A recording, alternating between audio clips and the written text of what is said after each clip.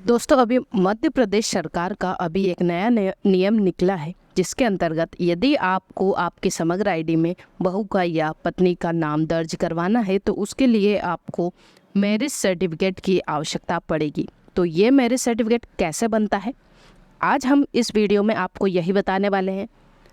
अगर आप शहरी क्षेत्र से हैं तो आप कैसे घर बैठे आपके मैरिज सर्टिफिकेट के लिए आवेदन कर सकते हैं, अपने मोबाइल से या फिर अपने लैपटॉप या पीसी से। तो बिना किसी देरी के वीडियो शुरू करते हैं।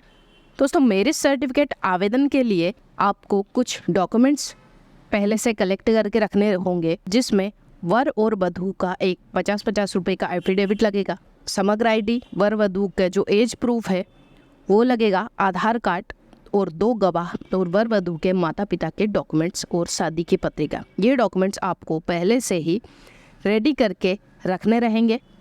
अगर ये डॉक्यूमेंट्स सब आपने रेडी कर लिए हैं तो कैसे आप ऑनलाइन आवेदन करेंगे? सबसे पहले आपको ई नगर पालिका की ये जो ऑफिशियल वेबसाइट है इस पर आ जाना है। इसकी लिंक आपको डिस्क्रिप्शन बॉक्स में मिल जाएगी, या फिर आप नॉर्मल सर्च करेंगे ई नगर पालिका, और जैसे ही आप एंटर करेंगे तो ये फर्स्ट जो ऑप्शन दिख रहा है MP ई नगर पालिका वाला, इस पर आपको क्लिक कर देना। जैसे आप इस पर क्लिक करेंगे तो आप इस वेबसाइट पर आ जाएंगे। अब क्या करना है, यहाँ पे देखिए ऊपर ये कुछ टेप दिए हुए हैं। यहाँ पे ये जो सेकंड ऑप्शन है क्विक सर्विसेज वाला, इस पर आप जैसे ही आपका कर्सर लेके जाएंगे तो नीचे कुछ ऑप्शन खुलेंगे। एक ऑप्शन है पेमेंट मोड का, तो यहाँ से आपका टैक्स वगैरह, वाटर बिल वगैरह पेमेंट का ऑप्शन आता है, वो हम नेक्स्ट वीडियो में देखेंगे कैसे करना है। अभी आप जब एप्लीकेशन वाले ऑप्शन में जाएंगे तो यहाँ पे देखिए सेकंड वाला ऑप्शन दिया है मैरिज सर्टिफिकेट रजिस्ट्रेशन। ये जो ऑप्शन है इस पर आपको क्लिक करना है। जैसे ही इस ऑप्शन पे आप क्लिक करेंगे तो यहाँ पर आपको आपकी सिटी सिलेक्ट करनी रहेगी। तो आप किस सिटी से है वो यहाँ पे आप डाल दीजिएगा। जैसे ही आप सिटी डालेंगे तो नीचे कुछ लिस्ट ओपन होगी, जिसमें आपकी जो सिटी है उस पर आपको क्लिक कर देना है और कंटिन्यू वाला ये जो बटन है इस पर क्लिक कर देना है। जैसे ही आप कंटिन्यू वाले बटन पर क्लिक करेंगे, यहाँ पे मैरिज सर्टिफिकेट के लिए जो ऑनलाइन आवेदन होगा उसका फॉर्म ओपन होगा। देखिए यहाँ पे नोट दिया हुआ है कि शादी के 6 माह के भीतर अपना विवाह प्रमाण पत्र प्राप्त कर लेवे, मतलब 6 महीने के अंदर ही आप इसको आवेदन को कर दीजिए, ताकि जल्द से ये वेरीफाई हो जाए, क्योंकि ज़्यादा टाइम हो जाता है तो फिर वेरीफाई करने में दिक्कत आती है। अब दूसरा नोट क्या दिया है कि 23 जनवरी 2008 के पूर्व संपन्न हुए विवाह के प्रमाण पत्र के लिए आपको जिला अध्यक्ष कार्यालय से सीधे जाकर संपर्क करना रहेगा। तो अभी फ़िलहाल हम यहाँ पे आवेदन के लिए जाते हैं। सबसे ऊपर एक ऑप्शन खुलेगा, देखिए फर्स्ट ऑप्शन क्या दे रहा है यहाँ पे, डेट ऑफ एप्लीकेशन, विवाह पंजीकरण की तारीख। तो जो आज की डेट है वो ओपन रहेगी यहाँ पे, उसको एज इट इज़ रहने देना है, कुछ नहीं करना। सेकंड ऑप्शन आता है विवाह की तिथि का। तो यहाँ पे वो डेट डलेगी जिस तारीख पे आप, मतलब जो वर वधू है उनकी शादी संपन्न हुई है, तो वो डेट यहाँ पे डाल देना है। शादी की डेट जैसे यहाँ पे हम सिलेक्ट कर लेते हैं, ये हमने डेट सिलेक्ट कर ली कैलेंडर से। नेक्स्ट ऑप्शन क्या पूछ रहा है, ये किस वार्ड में शादी हुई है वो डेट यहाँ से सिलेक्ट करना है। तो यहाँ से आपके जितने भी वार्ड रहेंगे उसकी लिस्ट खुल जाएगी, आप यहाँ से वार्ड सिलेक्ट कर सकते हैं। वार्ड सिलेक्ट करने के बाद नेक्स्ट ऑप्शन आता है पिन कोड का। तो यहाँ पे आपका जो पिन कोड है वो डाल देना है।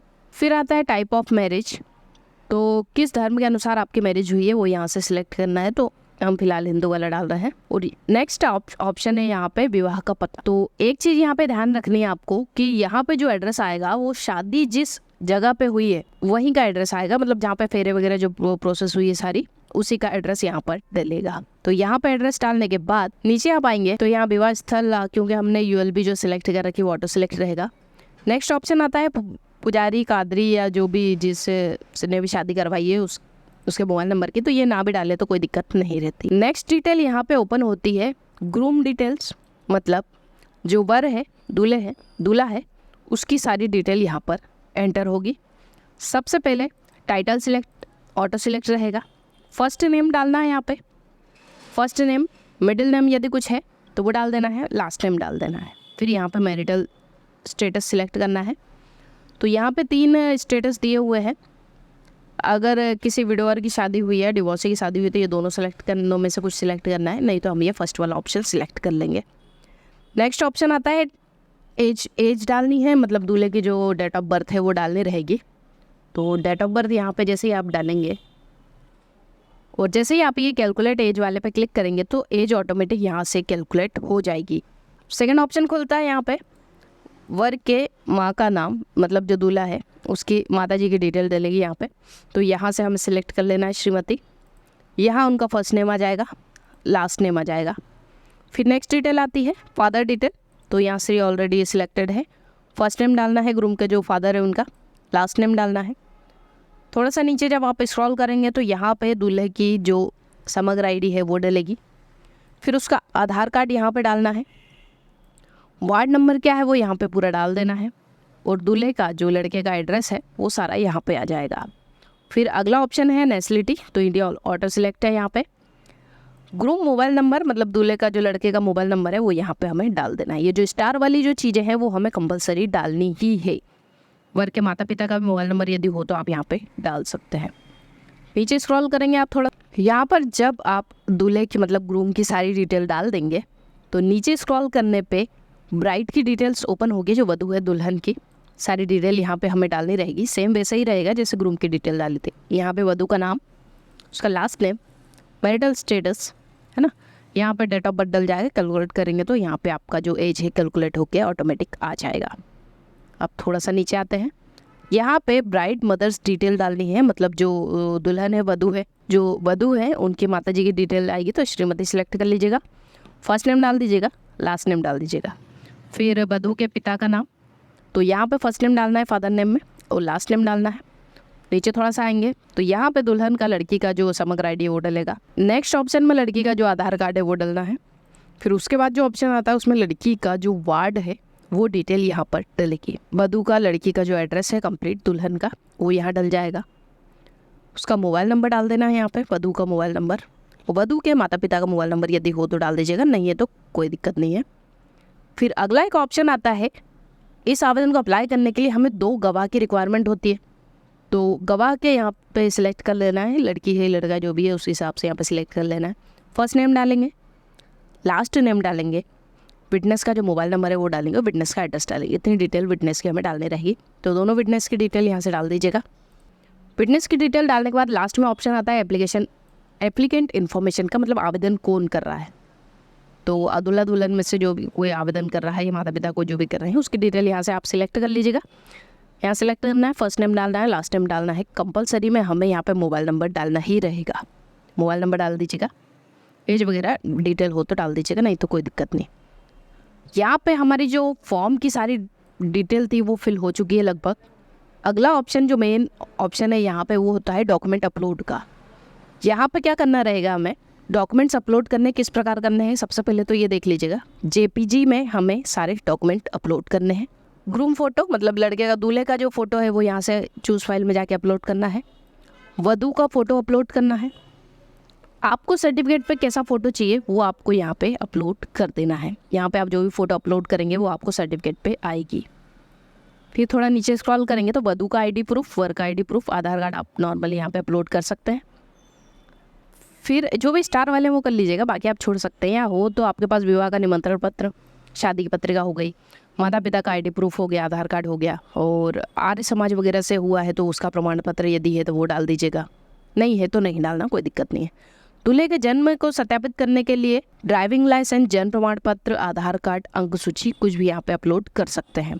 वैसे ही हमें यहाँ पे वधू का भी जन्म दिनांक सत्यापित करने के लिए आधार कार्ड, जन्म प्रमाण पत्र, ड्राइविंग लाइसेंस, अंक सूची जो भी है वो यहाँ पे अपलोड करनी है। फिर नेक्स्ट ऑप्शन आता है कि वधू से शपथ पत्र, एक जो एफिडेविट बोला था 50 रुपये का, वो यहाँ अपलोड करना है। वर से जो एफिडेविट बनवाया है वो यहाँ पे अपलोड करना है। एफिडेविट कैसे बनवाना है, अगर आपको इस पे भी वीडियो चाहिए तो आप कमेंट बॉक्स जरूर लिखिएगा, तो आपको नेक्स्ट वीडियो इस टॉपिक पे मिल जाएगी। नेक्स्ट ऑप्शन आता है पहले गवाह में आपने किसकी डिटेल डाली है उसका आईडी प्रूफ यहाँ पे डालना है। आईडी प्रूफ आधार, वोटर आईडी कुछ भी डाल सकते हैं। दूसरे गवाह का पते का आईडी प्रूफ तो वो भी यहाँ पे डाल देना है। जितने भी डॉक्यूमेंट्स आप अपलोड कर देंगे उसके बाद ये जो अपलोड का जो बटन है इस पर आपको क्लिक कर देना है। आपने जो भी फोटोज अपलोड किए वो यहाँ पे आपको शो हो जाएगी। फिर आते हैं नीचे, यहाँ पे ये चेकलिस्ट दी गई है कि आपने क्या क्या डॉक्यूमेंट यहाँ पे अपलोड किए हैं, तो उन सभी को यस करना है, जो नहीं किए उसको नो कर देना है। यहाँ पे जो चेक इस पे क्लिक करके कंटिन्यू वाले बटन पे क्लिक कर देना है। जैसे आप कंटिन्यू वाले बटन पे क्लिक करेंगे आपको एक मैरिज सर्टिफिकेट का एक एप्लीकेशन नंबर रिसीव होगा, उस एप्लीकेशन नंबर को आपको नोट कर लेना है आपके एफिडेविट पे या कहीं भी नोट कर लीजिए एक पर्ची में। उस पर्ची को लगानी है आपको आपके डॉक्यूमेंट के सेट पे, और उस पूरे कंप्लीट सेट को आपके नगर पालिका में जो भी मैरिज सर्टिफिकेट का काम देखते हैं उस टेबल पर, उस ऑफिस में जाके इसको जमा कर देना है। जमा करने के 3 से 4 दिन बाद आपको आपका जो मैरिज सर्टिफिकेट है वो मिल जाएगा।